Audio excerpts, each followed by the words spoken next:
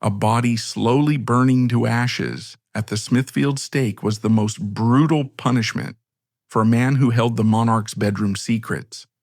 John Lascelles tied a noose around his own neck when he presented King Henry VIII with stark evidence of Queen Catherine Howard's illicit private life. This exposed truth brought him neither wealth nor titles, but pushed the king into absolute humiliation before the entire royal council. Arrogance led Lascelles to mistakenly believe that purging the royal court would propel him to the heights of power. He forgot a fatal rule of serving a dictator: never become a living witness to their foolishness. His agonizing death by fire 5 years later was an act of vicious revenge, entirely consuming the man who dared to expose the monarch's weakness. By the late 1530s, King Henry VIII had transformed from an athletic prince into a morbidly obese, aging monarch. He suffered from chronic severe leg ulcers that caused constant physical pain and required agonizing medical treatments. This relentless physical decline deeply affected the king's psychology and daily behavior. The continuous pain made him highly volatile and paranoid, turning his royal court into an environment ruled entirely by fear. The court itself was bitterly divided by a religious Cold War between two powerful political factions. Conservative Catholics, led by the Duke of Norfolk, fought fiercely against Protestant reformers seeking further religious changes. In this highly unstable atmosphere, political survival depended entirely on securing the favor of the unpredictable king. This was the dangerous, high-stakes political battleground that John Lascelles stepped into. He was not born a lord. He was born into the minor English gentry around the year 1509 in Sturton-le-Steeple, a small, quiet village straddling the rural border of Nottinghamshire and Yorkshire. He was the second son of a local official named George Lascelles and his wife Dorothy. In the rigid social hierarchy of Tudor England, the birth order of sons dictated their entire destiny. Because John was a second son, he would not inherit the main family estate or the bulk of the family's agricultural wealth. The law of primogeniture ensured that the eldest son took almost everything. Therefore, like many intelligent, ambitious younger sons of the era, John was sent south to London. He had to make his own fortune using his mind rather than his inherited land. He studied law at Furnival's Inn in the 1530s. Furnival's was one of the Inns of Chancery, a vital stepping stone in the English legal education system. It was not a university in the modern sense. It was a highly practical, rigorous environment where young men learned the intricate, often frustrating mechanics of the English common law. Here, John Lascelles gained a rock-solid legal education.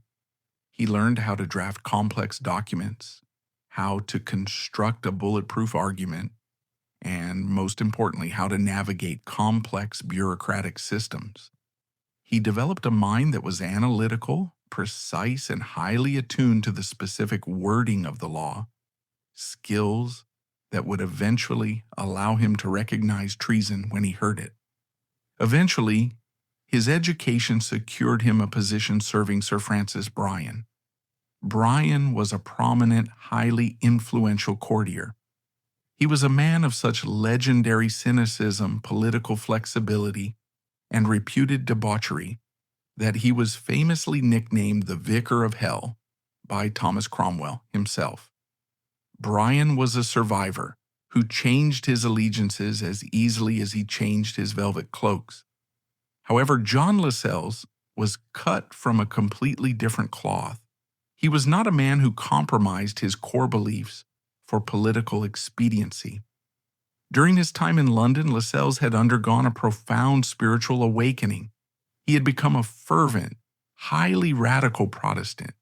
He believed deeply in the Reformed faith, viewing the Catholic traditions as idolatrous and corrupt. His extreme, unyielding religious views eventually made him a severe political liability for a chameleon like Sir Francis Bryan. In 1538, finding Lascelles too dangerous and rigid to keep in his household, Bryan fired him. For a minor gentleman, losing the patronage of a major courtier should have been the end of his career. He should have been forced back to Nottinghamshire in disgrace. But Lascelles was highly intelligent, intensely motivated, and deeply secretly connected within the Protestant reformist underground in London. Through the intervention of powerful reformist allies, specifically Thomas Cromwell, who was still at the height of his power, and Sir John Heresy, Lascelles managed to secure an incredible, life-changing position. By the end of 1539, he was officially appointed as a sewer in the King's Privy Chamber. To modern ears, the title sewer sounds degrading, but in the Tudor court, it was a position of immense prestige and physical proximity to power. A sewer was a senior server and attendant. Lascelles was responsible for arranging the king's table, overseeing the tasting of the royal food for poison, and physically serving the monarch his meals. More importantly, it placed him directly inside the privy chamber. This was the innermost, heavily guarded sanctum of royal power. It was the suite of rooms where the king actually lived, slept, and dropped his public facade. The men of the privy chamber dressed the king, fed him, bathed him, and listened to his most private, unguarded thoughts. The religious makeup of this specific room was highly intentional. The historian Alec Ryrie described the privy chamber at this specific time as a hive of evangelicals. Thomas Cromwell had deliberately staffed the king's most intimate spaces with Protestant sympathizers, ensuring that the last voices the king heard before he went to sleep, and the first he heard when he woke, were friendly to the reformist cause. John Lascelles was now standing at the absolute beating center of English politics.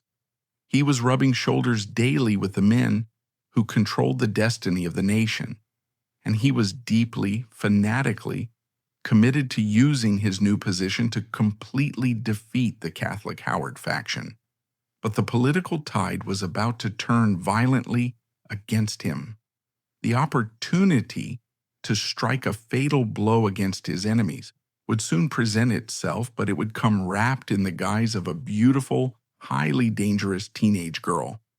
Lascelles' triumph in the Privy Chamber was dangerously fragile. The Tudor court was a pendulum, and in the summer of 1540, that pendulum swung with lethal force. The year became an absolute bloodbath for the Protestant reformist movement in England. John Lascelles had successfully navigated his way into the king's privy chamber, an epicenter of evangelical thought, physically dressing the king and pouring his wine, but the political ground beneath his feet was suddenly, violently pulled away. The architect of the English Reformation, Thomas Cromwell, the very man who had placed Lascelles in the royal household, was arrested. He was dragged to the Tower of London and executed on Tower Hill in July 1540, his head clumsily hacked off by an inexperienced executioner. For the Protestant faction at court, Cromwell's death was a catastrophic blow. It signaled a terrifying shift in the king's unpredictable favor. In his place rose a conservative Catholic faction, led by the ruthless Thomas Howard, the Duke of Norfolk, who were desperate to drag England back to the old ways. They had successfully orchestrated Cromwell's downfall. The Howards sealed their absolute victory using the oldest political tool in the Tudor arsenal, a royal marriage.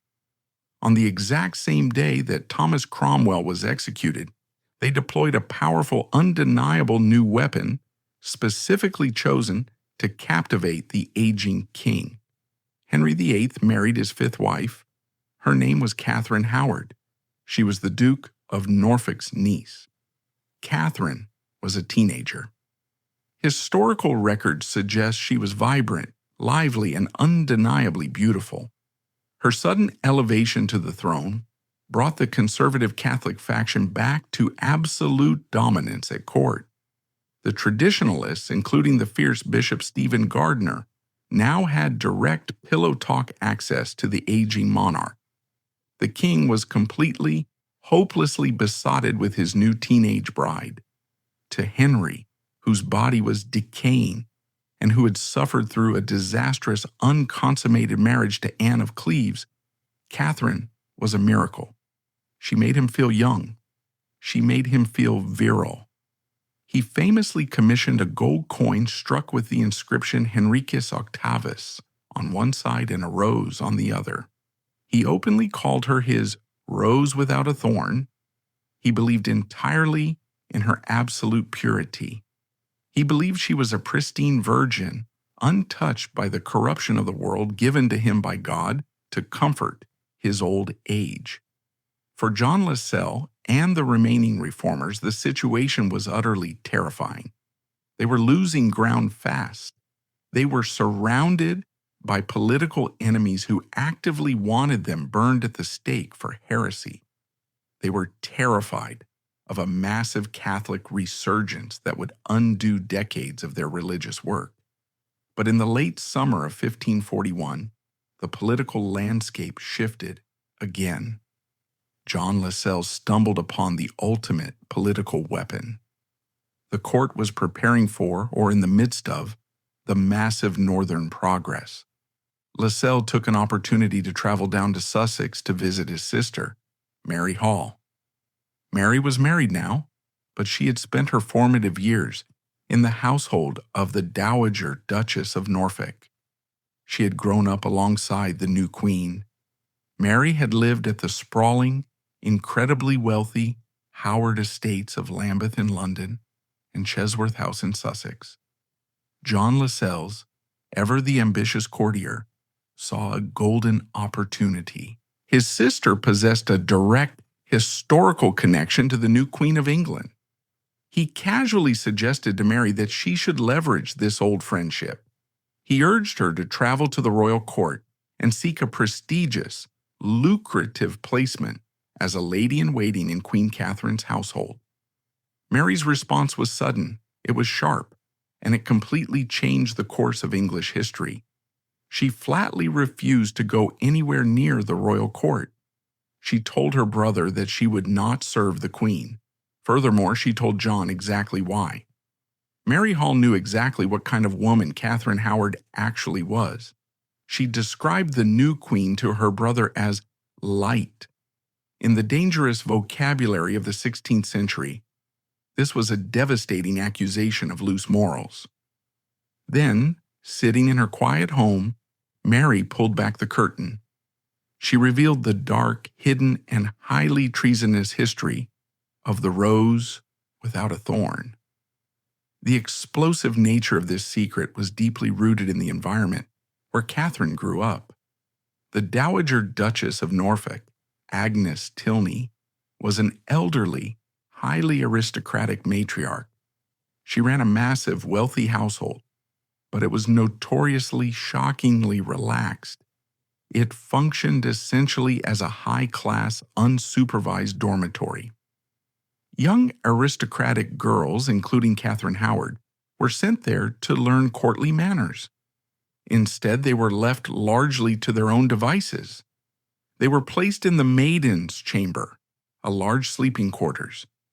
Crucially, the Duchess failed to properly separate the young noble women from the male staff.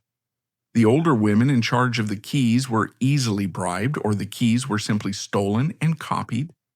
Mary Hall told her brother that in this chaotic environment, a young Catherine Howard had been intimately involved with her music teacher, a man named Henry Mannix. Mary detailed how Mannix had engaged in highly inappropriate physical contact with the teenage girl, touching her in ways that completely compromised her virtue. But Mannix was just the prelude, the real scandal. The secret that carried the very real threat of the executioner's axe was Catherine's subsequent relationship with a gentleman's secretary named Francis Derham. Mary did not hold back the details. She explicitly told John Lascelles that Francis Derham had regularly, brazenly sneaked into the girl's dormitory late at night. The male servants would bring in stolen banquets of wine, strawberries, and baked meats. Mary revealed that Derham had climbed directly into Catherine Howard's bed. She stated this had happened for more than 100 nights. The details were incredibly specific and highly damaging. Mary reported that Derham and Catherine had often slept together, dressed in their doublets and hose. Even more dangerously, they had referred to each other publicly in front of the other servants as husband and wife. In Tudor England, this was not just a romantic game. Under the complex canon law of the era, a physical relationship combined with a verbal promise to marry constituted a pre-contract. A pre-contract was legally binding. If Catherine Howard was pre-contracted to Francis Derham, her royal marriage to King Henry VIII was entirely invalid. It was bigamy, but Mary Hall was not finished. She delivered the final, most damning piece of information. She told John that the young lovers had even discussed crude, desperate methods of contraception. They had talked of using vinegar or specific herbs to prevent a pregnancy that would ruin Catherine's aristocratic future. John Lascelles sat and listened to his sister. He did not dismiss her words as mere servants' gossip.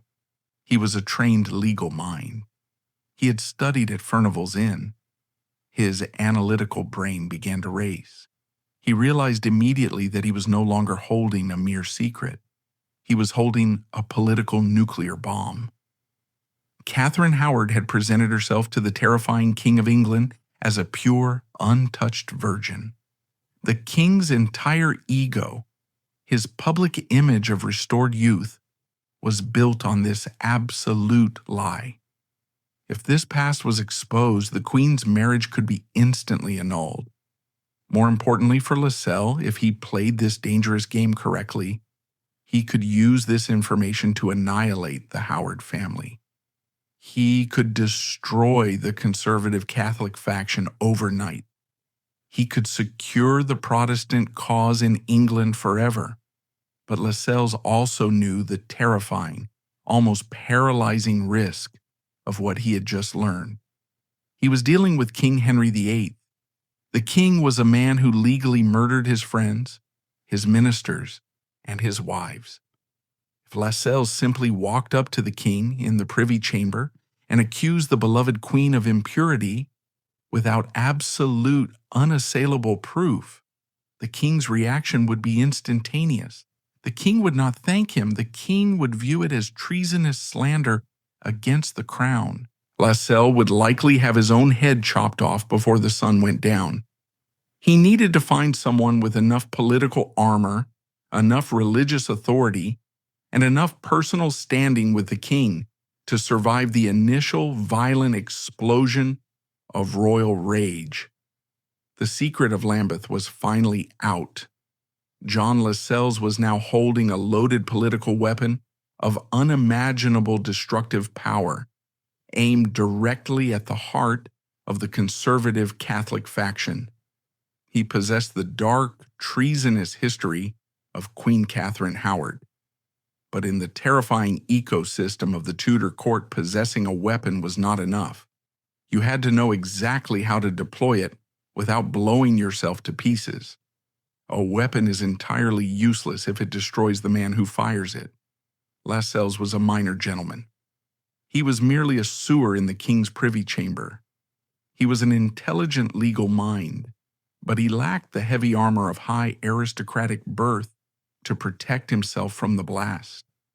To hand this poisonous truth directly to the most terrifying monarch in Europe was to invite certain death.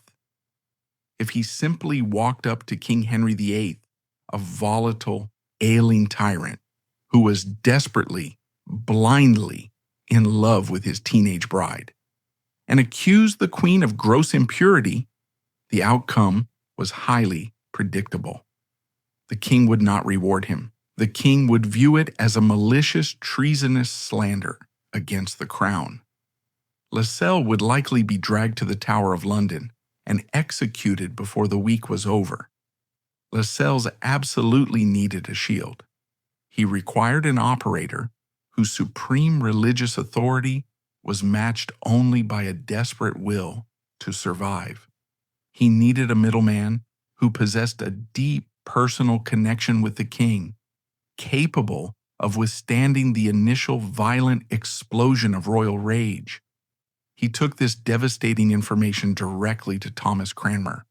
Thomas Cranmer was the Archbishop of Canterbury. He was the highest-ranking clergyman in England.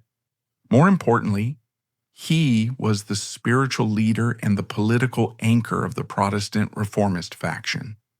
Cranmer's position in the autumn of 1541 was incredibly precarious. His greatest political ally, Thomas Cromwell, had been executed the previous year. The conservative Catholic faction, led by the Duke of Norfolk, was aggressively circling him. They were looking for any excuse to brand the archbishop a heretic and send him to the flames. Cranmer was a brilliant theologian, but he was not a ruthless infighter. He was a cautious, often fearful man who survived primarily because King Henry VIII harbored a genuine, deep-seated affection for him. When John Lascelles arrived and laid out the detailed, highly specific testimony of his sister Mary Hall, Cranmer was reportedly horrified. Surviving historical accounts strongly suggest that Cranmer did not immediately rejoice. He did not view this solely as a triumphant political victory. He viewed it as a terrifying, life-threatening crisis. Cranmer understood the legal mechanics of Tudor treason better than almost anyone. The law of the era contained a deadly clause known as misprision of treason. This meant that if you possessed knowledge of a treasonous act against the crown and failed to report it, you were legally considered just as guilty as the traitors themselves. The punishment for misprision was often death and the complete forfeiture of all lands and goods. If Lascelles' story was true, Queen Catherine's pre-contract and her alleged sexual history compromised the royal succession. It was a matter of state security. Cranmer was trapped. If he took the story to the king and the king refused to believe it, Cranmer would likely be executed for trying to destroy the queen. But if Cranmer buried the story and the conservative Howard faction somehow discovered that he had hidden treasonous information, they would legally annihilate him. The archbishop could not carry this burden alone. He urgently requested a secret, highly confidential meeting with the two most powerful remaining men in the reformist faction. He summoned Lord Audley, who served as the Lord Chancellor of England, the highest legal officer in the land. He also brought in Edward Seymour, the Earl of Hertford. Seymour was the brother of the late Queen Jane Seymour and the uncle to the king's only legitimate son, Prince Edward. These three men, the Archbishop, the Lord Chancellor, and the king's brother-in-law, formed a desperate council of war. They sat in absolute secrecy and reviewed the explosive intelligence gathered by John Lascelles. They debated the politics, they weighed the legal risks, they analyzed the volatile psychology of King Henry VIII. They reached a terrifying, unanimous conclusion. The information was too specific, too detailed, and too legally dangerous to ignore. They absolutely had to inform the king. But none of these powerful men, not the highest judge, not the chief bishop, not the king's own family member, had the courage to look Henry VIII in the eye and say the words out loud. They decided that delivering the news verbally was simply suicide.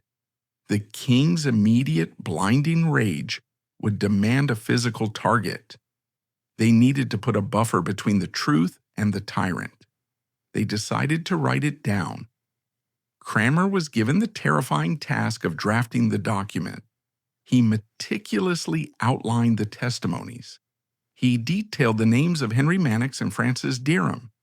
He documented the late-night visits to the maiden's chamber at Lambeth.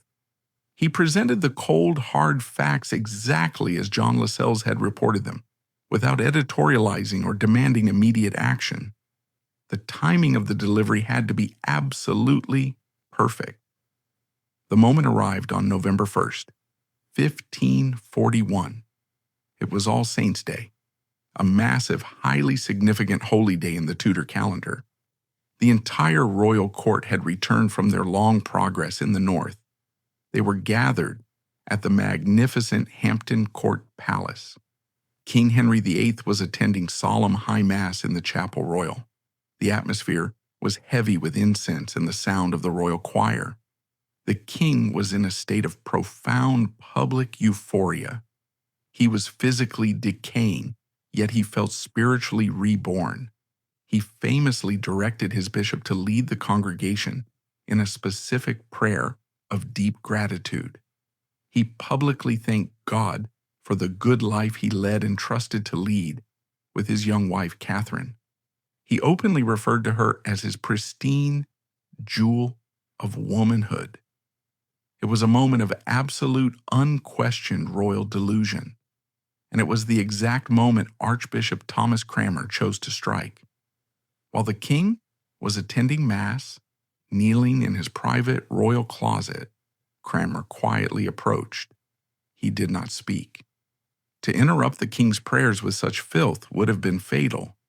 Instead, Cranmer silently slipped the sealed written report directly into the king's hand. He then bowed and quickly retreated. The sheer psychological shock that reverberated through the king's mind as he broke the seal and read the words must have been profound.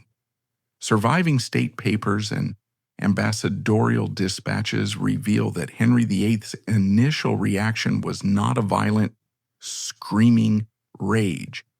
It was a state of profound, absolute denial. The king simply refused to believe the contents of the letter. He had built an entire psychological fortress around the idea of Catherine's purity.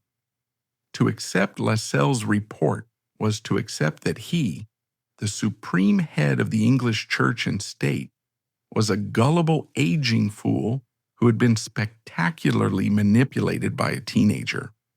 Henry summoned Cranmer in extreme secrecy. He did not order the archbishop to the Tower. The king desperately wanted to prove the document was a lie. He believed it was a malicious, fabricated forgery designed by his political enemies to ruin his domestic happiness. However, as a seasoned monarch who had survived decades of political warfare, Henry could not completely ignore a formal written accusation against the Queen's virtue. He ordered a strict, highly secretive investigation. He tasked Cranmer, Audley, and Thomas Wriothesley to find the truth. The king gave them explicit, highly revealing instructions. He told them to investigate the matter quietly, hoping against hope that they would entirely clear the Queen's name and expose John Lascelles as a liar. The king wanted to bury the scandal before it ever saw the light of day. But John Lascelles had not lied. The investigation was about to rip the Tudor court apart, and it was about to expose secrets far darker than anyone had anticipated. The letter had been delivered. The king's perfect, carefully constructed illusion had been brutally pierced. But Henry VIII was not a man to surrender his pride easily or quietly. Before the executioner's axe could be sharpened, the Tudor state demanded absolute, legally irrefutable proof. The quiet investigation that followed would not just confirm Lascelles' initial report, it would crack the royal court wide open, revealing a present-day betrayal so staggering it would break the terrifying king himself. King Henry VIII had given Archbishop Thomas Cranmer a highly specific, terrifying mandate. He ordered a secret, rapid investigation into the past of Queen Catherine Howard. The king desperately wanted Cranmer to prove that the written accusations were a malicious lie. He wanted John Lascelles exposed as a slanderer. He wanted to return to his comfortable, rejuvenating delusion. But a seasoned investigator does not start by asking the accused. Cranmer and the king's closest ministers began their quiet probe far away from the Queen's heavily guarded apartments at Hampton Court. They started with the source. They dispatched trusted men to question John Lascelles' sister, Mary Hall. The political pressure on Mary Hall was immense. She was a minor woman from the country suddenly facing the absolute, terrifying legal weight of the Tudor state. If she recanted, if she admitted that she and her brother had fabricated the story to destroy the conservative Catholic faction, she would burn. But surviving historical records indicate that Mary Hall held incredibly firm. She did not retract a single word. She repeated the exact details she had given to her brother. She calmly laid out the history of the Dowager Duchess of Norfolk's chaotic, unsupervised household at Lambeth. To corroborate her explosive story, the king's investigators quietly rounded up other former servants from the Howard estates. They found women who had slept in the same maiden's chamber as the young Catherine. They questioned a woman named Alice Restwold. They questioned another named Margaret Bennet. The testimonies aligned perfectly. The women painted a consistent, undeniable picture of a highly compromised teenager. They confirmed the late-night feasts. They confirmed the stolen keys.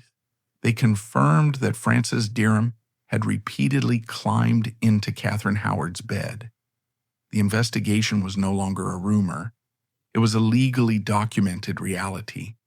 With this concrete evidence in hand, the Tudor state machine moved with ruthless, terrifying efficiency. The investigators needed to arrest the two men named in the report: Henry Mannix, the music teacher, and Frances Derham, the gentleman's secretary. Arresting them was a delicate operation. Derham was currently working inside the royal household. He was actively serving as an usher to the Queen. If the King's Guard simply dragged him away on charges of treason involving Catherine, the Queen would instantly panic. The Howard faction would be alerted. They might try to destroy evidence or orchestrate a coordinated defense. Therefore, the King's Council used a calculated deception. They arrested Frances Derham under the false pretense of investigating him for piracy. Derham had spent time in Ireland and had a somewhat checkered, adventurous past. It was a plausible excuse. He was quietly removed from the palace and transported directly to the Tower of London. Once inside the thick, freezing stone walls of the tower, the pretense of piracy was immediately dropped. The interrogators confronted Derham with the testimonies of Mary Hall and the other women. They did not gently question him. The threat of the rack, the most feared instrument of torture in the English legal system, hung heavily over the cold room. Under this immense, unrelenting psychological and physical pressure, Frances Derham fought desperately for his life. He was an educated man. He understood the lethal nuances of Tudor law. He knew that if he admitted to sleeping with Catherine after she had married the king, it was absolute, undeniable high treason. The punishment would be death by being hanged, drawn, and quartered. However, if he could prove that he and Catherine were legally pre-contracted to be married before the king ever noticed her, he might survive. A pre-contract would make Catherine's royal marriage invalid. It would be a massive scandal, and he would likely be imprisoned. But it was technically not treason to sleep with your own legally contracted wife. So, Derham admitted to the past. He confessed to the late-night visits at Lambeth. He confessed that they had called each other husband and wife. But then, cornered and terrified, Francis Derham made a fatal explosive pivot. In his desperate attempt to deflect the interrogators' focus away from his own historical actions, he pointed them directly toward the present. He told the king's ministers to stop looking at what had happened 2 years ago. He told them to look at what the Queen was doing right now. Surviving transcripts of his interrogation suggest he specifically named another man. He pointed the finger at Thomas Culpeper, the handsome, highly favored gentleman of the king's privy chamber. Derham claimed that Culpeper had entirely replaced him in the Queen's affections. He alleged that, while the royal court was traveling on the massive northern progress, Culpeper had been secretly, consistently visiting the Queen's private bedchamber. The entire scope of the investigation shifted in a single, terrifying instant. Archbishop Cranmer and the reformist ministers had initiated this probe, expecting to find an embarrassing historical scandal. They expected to find a pre-contract that would quietly annul the king's marriage. They expected a political victory that would humiliate the Howard family. Instead, they had just stumbled into an active, ongoing high treason conspiracy occurring directly under the king's own roof. The Queen was actively cuckolding the most dangerous monarch in Europe. The investigators moved immediately. They ransacked the living quarters of Thomas Culpeper.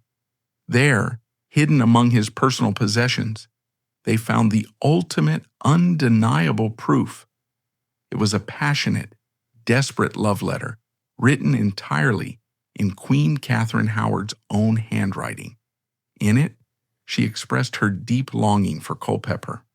Crucially, she instructed him to come when my Lady Rochford is here. The net had just captured the Queen, the king's favorite courtier, and the ultimate royal insider, Lady Jane Rochford. The lockdown of the royal court was absolute. Guards were posted at the doors of the Queen's apartments at Hampton Court Palace. Catherine Howard was effectively placed under house arrest.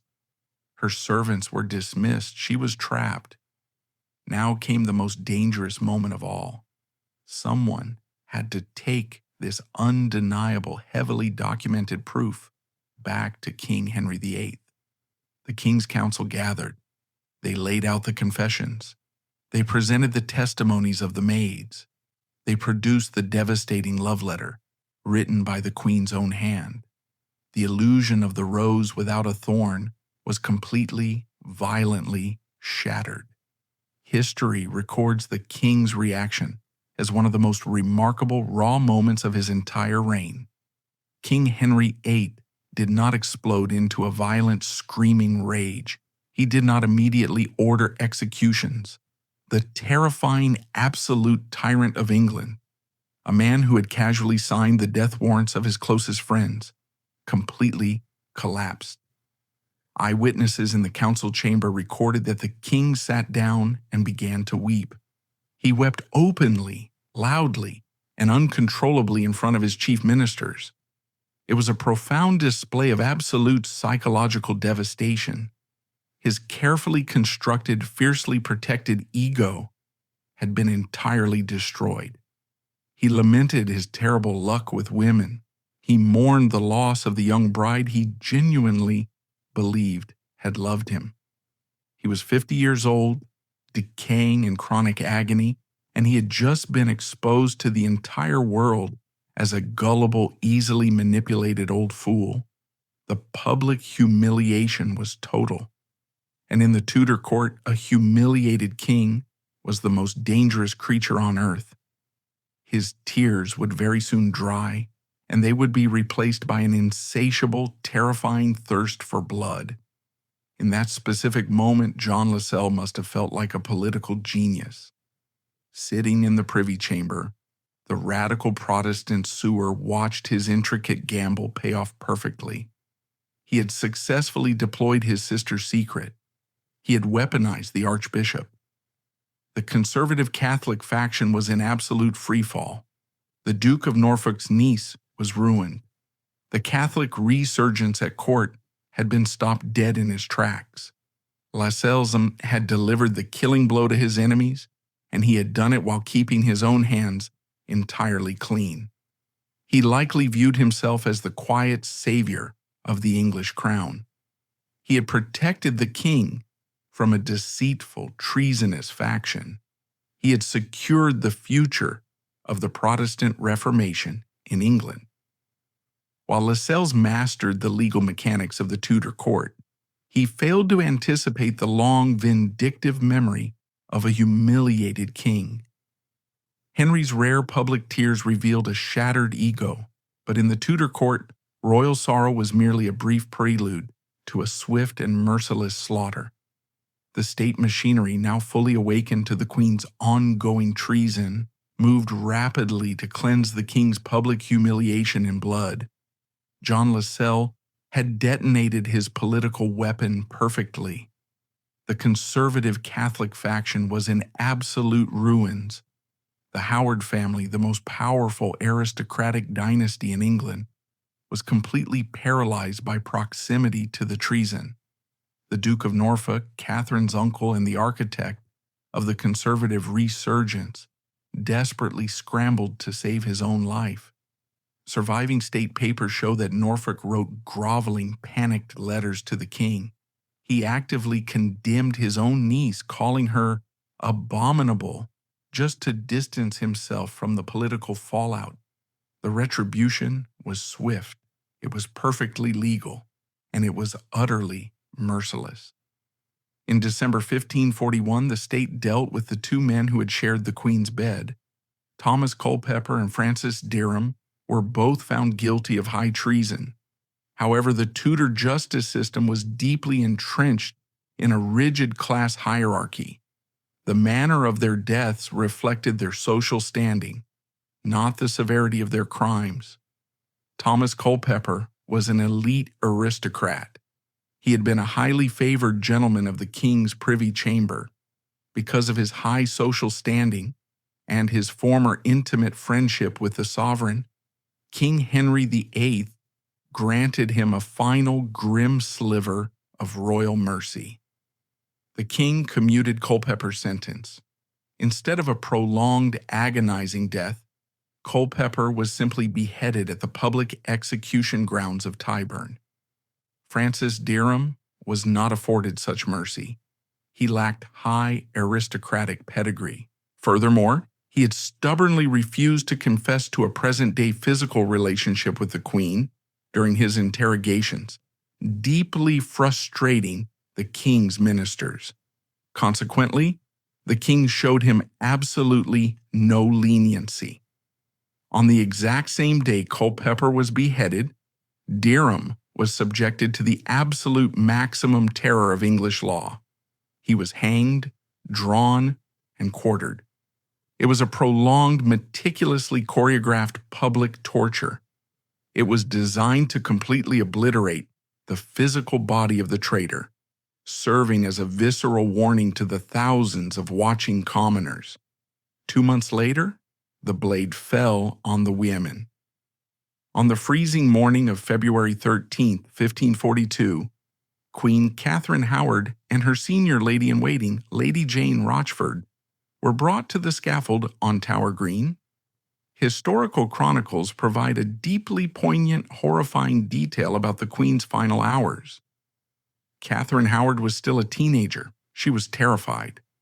Surviving accounts suggest that the night before her execution, she requested that the heavy wooden block be brought directly into her cell.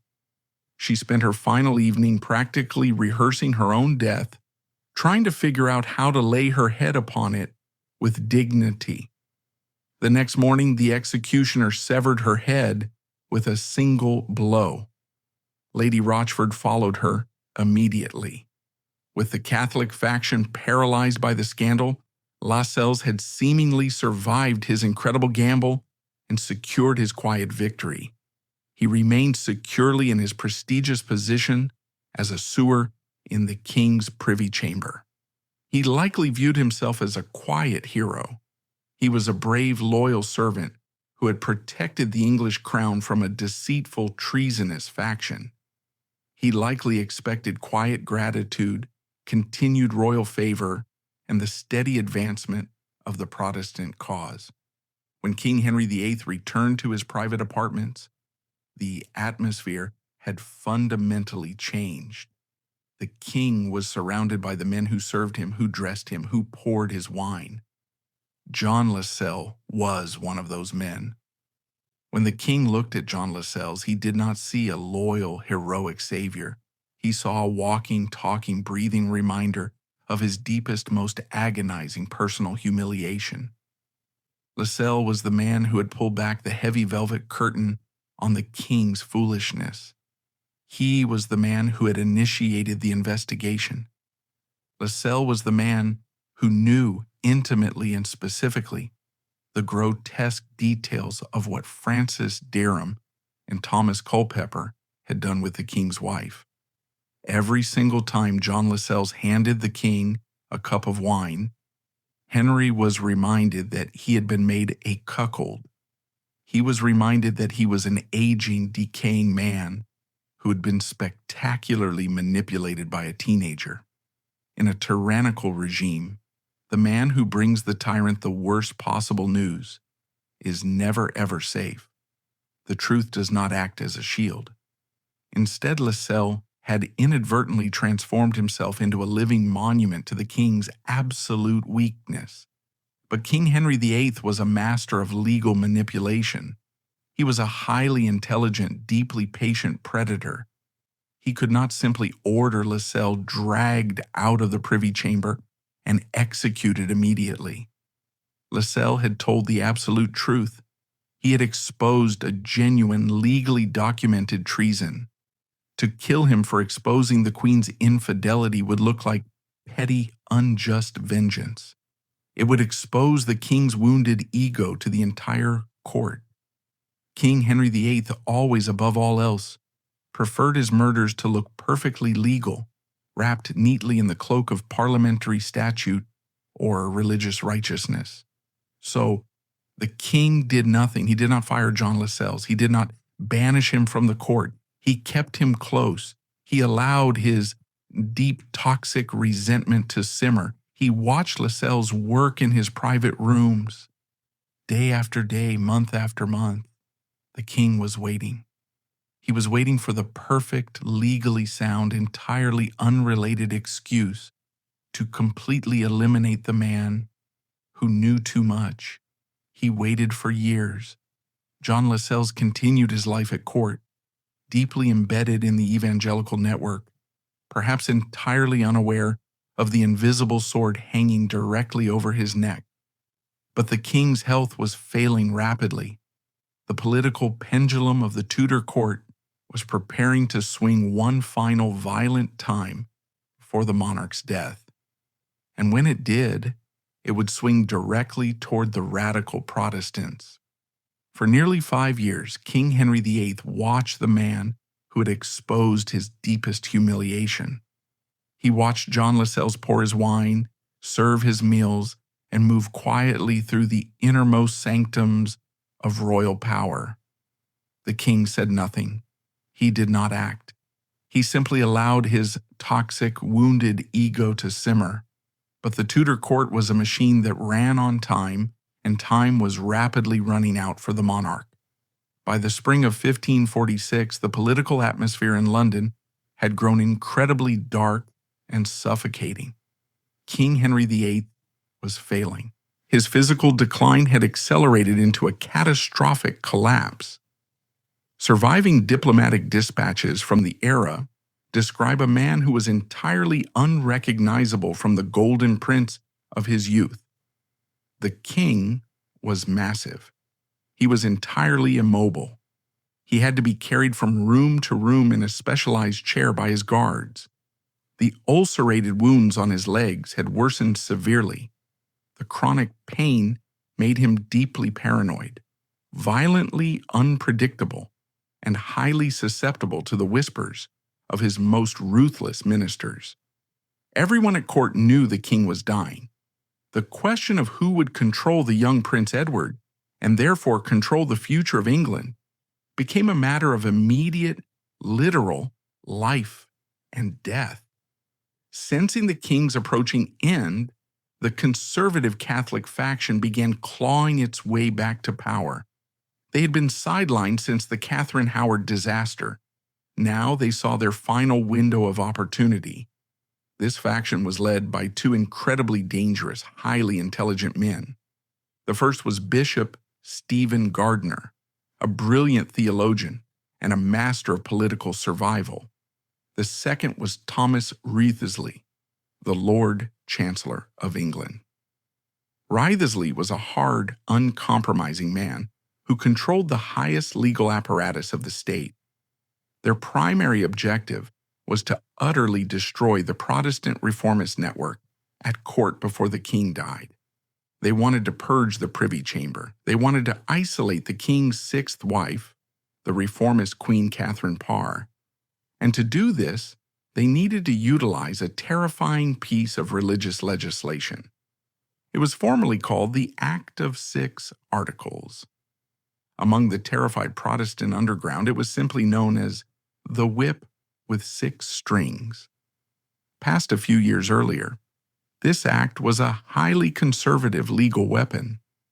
Even though King Henry VIII had violently broken away from the Pope in Rome, he remained deeply, fundamentally Catholic in his personal theology. The Act of 6 Articles violently enforced traditional Catholic doctrines under the direct threat of death. The most lethal string on this whip was the enforcement of transubstantiation. This was the core theological battleground of the 16th century. Transubstantiation is the absolute belief that during the Catholic Mass, the bread and the wine literally, physically, transform into the actual flesh and blood of Jesus Christ. Under the harsh, unyielding laws of the Act of 6 Articles, denying this specific miracle was an automatic mandatory death sentence. There was no leniency. There was no room for philosophical debate. It was a binary trap engineered for mass execution. If an investigator asked you if the bread was flesh, and you answered no, you burn. Between May and June of 1546, the conservative trap finally snapped shut. Lord Chancellor Wriothesley and Bishop Gardiner unleashed a massive coordinated dragnet across London. They hunted down radical Protestants, hoping to force them to name high-ranking sympathizers inside the royal court. John Lascelles was violently swept up in this purge. He was arrested and removed from the prestige of the king's privy chamber. He was hauled before the king's council. The man who had once wielded the most dangerous secret in England was now entirely at the mercy of his enemies. The interrogators did not ask him about Catherine Howard. They did not ask him about state secrets. They asked him about the bread and the wine. John Lascelles was a highly intelligent, legally trained man. He knew exactly what the consequences of his answers would be. But he was also a religious fanatic. He was a man of profound, unyielding conviction. He had refused to compromise his beliefs years earlier when he served Sir Francis Bryan. He refused to compromise them now. Surviving records indicate that Lascelles openly, stubbornly, and articulately denied the real physical presence of Christ in the sacrament. He refused to submit to the king's conservative theology. In the eyes of the law, he was a confirmed, unrepentant heretic. But Lascelles was not arrested alone. The conservatives had cast a wide net, and they had captured one of the most remarkable, courageous women of the Tudor era. Her name was Anne Askew. Anne Askew was a highly educated gentlewoman. She was a fierce, incredibly articulate Protestant preacher who possessed deep, hidden connections to the women of Queen Catherine Parr's inner circle. Wriothesley and Gardiner believed that if they could break Anne Askew, she would name the Queen herself, allowing them to destroy the entire reformist faction in one blow. They transferred Anne Askew to the Tower of London. There, the conservative ministers committed an act of staggering, unprecedented illegality. Under English law, it was strictly forbidden to torture a gentlewoman. It was considered an absolute violation of aristocratic privilege and basic decency. But Lord Chancellor Wriothesley was desperate. When the lieutenant of the Tower refused to torture her further, Wriothesley and another councillor physically took off their heavy velvet gowns. They stepped up to the terrifying wooden frame of the rack. The highest legal officer in the nation personally grabbed the levers. They stretched the young woman's body until her shoulders and hips violently dislocated from their sockets. Despite enduring unimaginable, horrific agony, Anne Askew held firm. She refused to name John Lascelles. She refused to name the Queen. She refused to name anyone in the reformist network. Her silence under torture remains one of the most astonishing acts of endurance in English history. With Askew broken physically, but not spiritually, and Lascelles refusing to recant his theology, their fates were entirely sealed. They were officially condemned to death. Throughout this entire, highly public legal process, King Henry VIII remained conspicuously silent. The king held the absolute, unquestioned power of royal pardon. He was the supreme head of the church. He could have saved John Lascelles with a single quick stroke of his pen. He had routinely pardoned other men for far worse secular crimes. Lascelles was technically the man who had saved the king from a treasonous queen just 5 years earlier. But the king chose silence. By letting his conservative bishops and his brutal heresy laws do the dirty work, Henry perfectly, legally orchestrated the death of the man who had humiliated him. He kept his own royal hands completely clean of a personal vendetta. He simply let the lethal machinery of the state take its natural course. He conveniently eliminated the walking, talking reminder of his deepest shame. Because the formal charge was heresy, John Lascelles would not face the relatively quick, dignified death of the executioner's axe. The axe was a privilege reserved for treasonous nobility. Heretics were legally required to be burned alive. The fire was not merely a method of execution. It was deliberately designed as a profound theological terror. It was meant to completely obliterate the victim, destroying the physical body so completely that there would be nothing left to resurrect on Judgment Day. It erased their physical existence from the earth, sending a visceral, unforgettable message to anyone watching. John Lascelles, Anne Askew, and 2 other condemned men were taken from their dark cells. They were placed on carts. They began the slow, grim journey through the crowded streets of London toward the execution grounds at Smithfield.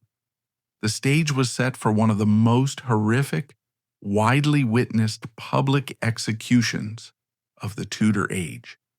The tyrant was about to claim his final fiery revenge. The king's silence was deafening. By refusing to issue a royal pardon, Henry VIII ensured his revenge without ever lifting a finger.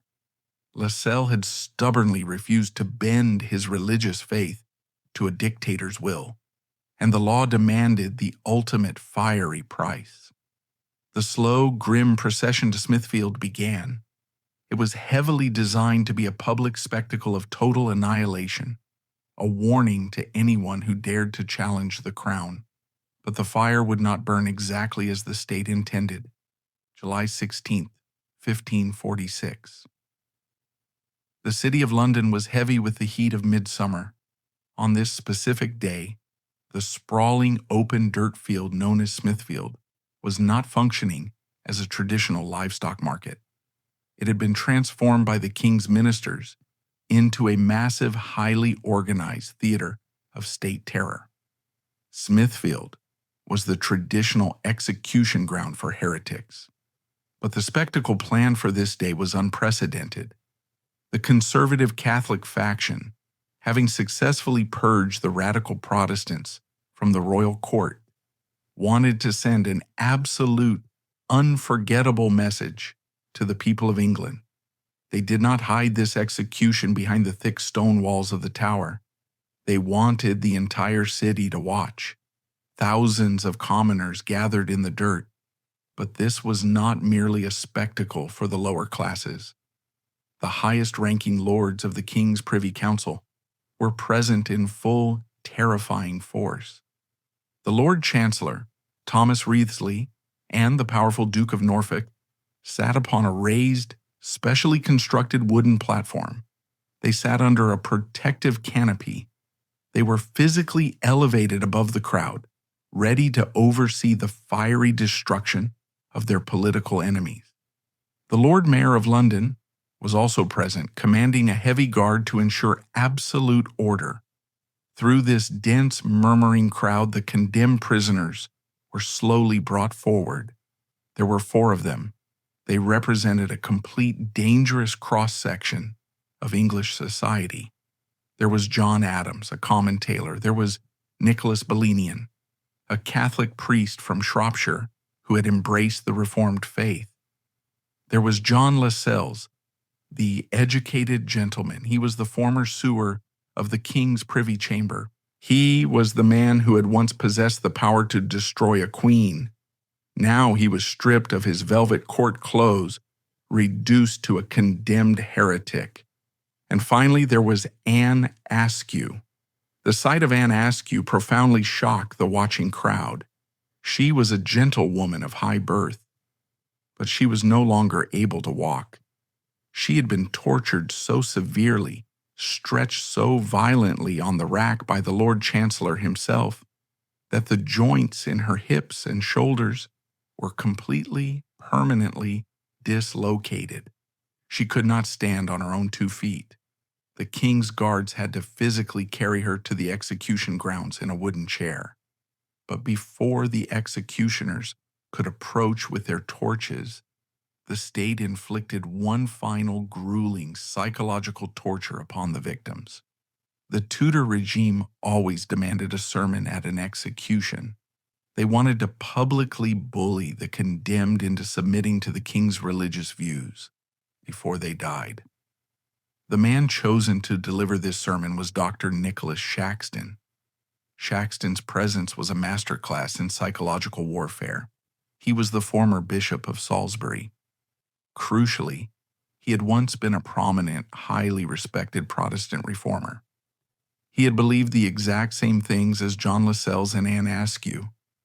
But when the terrifying weight of the Act of 6 Articles fell upon him, Shaxton's courage had completely broken. To save his own life, he had cowardly recanted his faith. He had submitted to the king.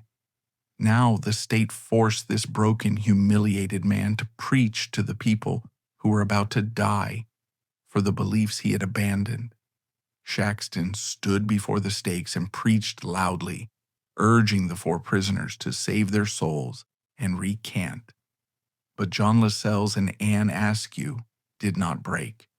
Surviving historical accounts, most notably recorded by the famous Protestant martyrologist John Foxe, note their incredible defiance.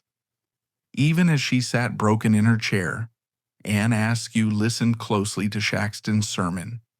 When he spoke the truth of the scriptures, she publicly agreed with him. But when he strayed into the conservative doctrines commanded by the king, she boldly shouted back at him, declaring that he missed the entire point of the text.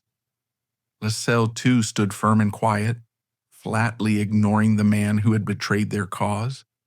With the sermon concluded and the prisoners refusing to yield, the physical mechanics of the execution began. The king's men did not use standard hemp ropes to bind them to the heavy oak stakes driven deep into the dirt. Ropes were dangerous in a fire. They burned through too quickly. If the rope snapped, the victim's body could fall out of the flames prematurely, shortening their suffering and ruining the terrible spectacle. Instead, the authorities ordered the use of heavy iron chains. The executioners wrapped the cold iron tightly around the chests, waists, and legs of Lascelles, Askew, and the others. They pulled the chains flush against the rough wood. Askew's chair was tied securely to her stake. This iron binding ensured that as their flesh cooked and as their muscles involuntarily contracted in the intense, unimaginable heat, they could not thrash about or fall. They would be held upright until they were completely consumed. However, in the very midst of this state-sponsored bureaucratic cruelty, a quiet, desperate act of underground humanity occurred. The Protestant reformist network in London was deeply bruised, but it was not entirely dead. Friends, sympathizers, or perhaps heavily bribed guards within the crowd managed to intervene. Secretly, just before the executioners finished their grim work, small, heavy canvas bags were smuggled to the stakes. These bags were filled entirely with highly explosive gunpowder. They were hung tightly around the necks and strapped directly to the chests of the condemned prisoners. The executioners finally stepped back. They approached with burning torches. They applied the fire to the massive bundles of dry wood, thick faggots, and dried straw piled high at the victims' feet. The flames caught instantly. As the fire rapidly climbed the oak stakes, thick, choking black smoke filled the hot summer air of Smithfield. John Fox, interviewing eyewitnesses in the crowd years later, specifically noted how John Lascelles endured his final terrifying moments. He faced the rising flames with incredible, absolute stoicism. He looked directly at the fire without flinching. He never cried out in panic. He never begged the king's men for his life. He maintained his aristocratic dignity as the heat blistered his skin. Then, the intense roaring flames finally reached the hidden canvas bags. The resulting explosions were sudden and violently loud. The gunpowder tore forcefully through the chests and skulls of the prisoners. This grim, desperate act of mercy ended their lives instantly. It successfully saved John Lascelles and Anne Askew from the prolonged, unimaginable agony of slowly roasting to death over the span of 20 or 30 minutes. King Henry VIII was not present at Smithfield. He was sitting miles away in his palace, secure in his royal apartments. He likely viewed the dark smoke rising over the London skyline as his final ultimate victory. He had permanently legally silenced the man who had exposed his deepest shame. He had sent a terrifying, fiery warning to his entire court. No one, no matter how loyal they claimed to be, was ever allowed to cross the boundaries of royal authority or touch the king's fragile pride. But the execution of John Lascelles triggered a massive, entirely unintended backlash. It was a political reaction that King Henry VIII could no longer control. The public in London was absolutely disgusted by the spectacle at Smithfield. Watching intelligent, brave men and a crippled, tortured young woman burn to death did not inspire blind obedience. It did not inspire fear. It inspired deep, simmering revulsion against the state. Lascelles, Askew, and the two others were instantly elevated to the status of religious martyrs. Their deaths did not destroy the Protestant movement. Their deaths galvanized it. The horrific cruelty turned public opinion violently against the conservative Catholic faction, led by Norfolk and Wriothesley. Men like Archbishop Thomas Cranmer and Edward Seymour realized that they could no longer afford to hesitate. They saw the ashes at Smithfield and knew that if they did not strike back immediately, They would all eventually end up chained to the same stakes. The executions forced the reformist faction to consolidate their power, stop their internal bickering, and prepare ruthlessly for the inevitable death of the king. The ultimate historical irony lies in the rapid timeline of what followed. Just 6 short months after John Lascelles was burned to ashes in the dirt of London, King Henry VIII finally succumbed to his massive illnesses. The terrifying tyrant died on January 28, 1547. The very moment the king drew his last struggling breath, the Protestant faction struck with breathtaking efficiency. Edward Seymour instantly took absolute control of the government, acting as Lord Protector for the young 9-year-old King Edward VI.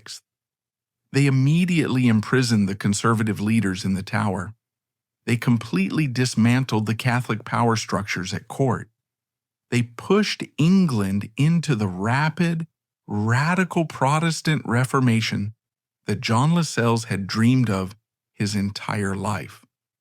Ultimately, Lascelles gambled his life on the dangerous premise that exposing the truth to a dictator would make him a hero. He was fatally wrong, yet the very flames used to silence him sparked the precise religious reformation he had fought to achieve.